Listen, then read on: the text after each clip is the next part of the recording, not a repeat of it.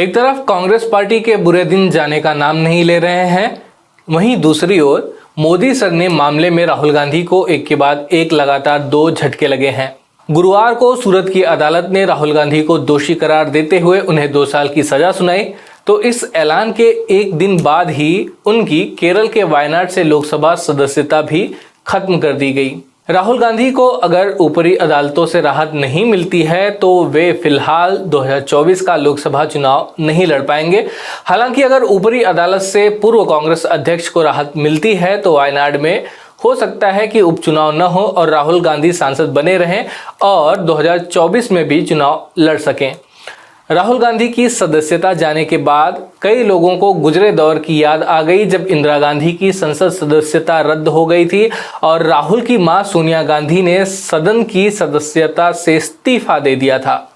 गौरतलब है कि राहुल गांधी के साथ हुई यह कार्रवाई गांधी परिवार के साथ ऐसा पहला मामला नहीं है। इससे पहले साल 1978 में राहुल की दादी इंदिरा गांधी ने सदस्यता गंवाई थी और साल 2006 में मां सोनिया गांधी ने अपनी सदस्यता से इस्तीफा दिया था। हालांकि इंदिरा गांधी और सोनिया गांधी ने उपचुनाव में जीत हासिल करके सदन में एंट्री ले ली थी, लेकिन राहुल गांधी ऐसा नहीं कर पाएंगे। आइए जानते हैं इन तीनों मामलों में क्या अंतर है।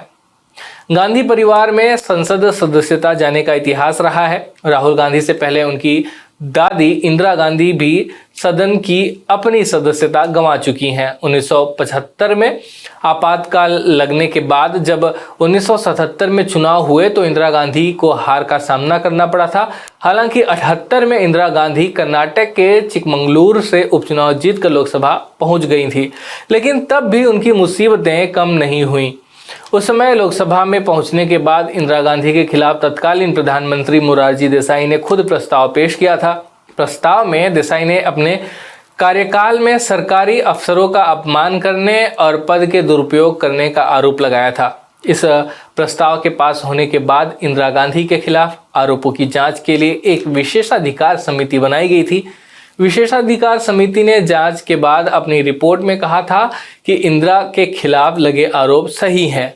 उन्होंने विशेषाधिकारों का हनन किया था। इतना ही नहीं, सदन की अवमानना भी की थी। रिपोर्ट के आधार पर इंदिरा गांधी को अपनी सदस्यता गंवानी पड़ी थी। हालांकि बाद में जनता सरकार के गिरने के बाद इंदिरा गांधी 1980 में भारी समर्थन से दोबारा चुनकर सदन पहुंची थी। राहुल गांधी की दादी इंदिरा गांधी के बाद अब उनकी मां सोनिया गांधी की बात करते हैं। साल 2006 में लाभ के पद के मामले में सोनिया गांधी ने सदस्यता से इस्तीफा दे दिया था। दरअसल 2006 में सोनिया गांधी पर लाभ के पद पर रहने के चलते सदस्यता का संकट आया था।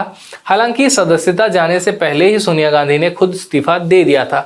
इसके बाद हुए उपचुनाव में वे दोबारा जीत कर आई थी। उसमें सोनिया गांधी रायबरेली से सांसद थी, साथ ही वह यूपीए सरकार के समय गठित राष्ट्रीय सलाहकार परिषद की चेयरमैन भी थी।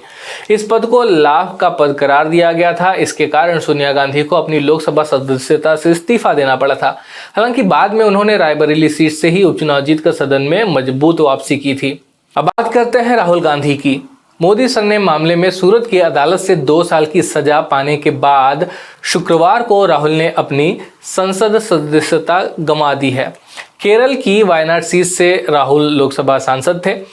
राहुल गांधी की सदस्यता को लेकर लोकसभा सचिवालय की तरफ से 7 पंक्तियों की एक अधिसूचना जारी की गई है। इसमें कहा गया है कि सूरत की मुख्य न्यायिक मजिस्ट्रेट की अदालत की तरफ से दोषी करार दिए जाने के बाद केरल के वायनाड से लोकसभा सदस्य राहुल गांधी को लोकसभा की सदस्यता से अयोग्य किया जाता है। इंदिरा गांधी और सोनिया गांधी दोनों ने राजनीतिक दांवपेच सहते हुए मजबूती के साथ सदन में वापसी कर ली थी, लेकिन राहुल गांधी की राह आसान दिखाई नहीं दे रही है। ऊपरी अदालतों का फैसला क्या होगा इसके बारे में फिलहाल तो कुछ नहीं कहा जा सकता। जनप्रतिनिधि कानून के मुताबिक किसी भी सांसद या विधायक को अगर किसी मामले में 2 या 2 साल से ज़्यादा सजा सुनाई जाती है तो उसकी सदस्यता रद्द हो जाएगी। साथ ही वह 6 साल तक चुनाव लड़ने के लिए भी अयोग्य हो जाते हैं।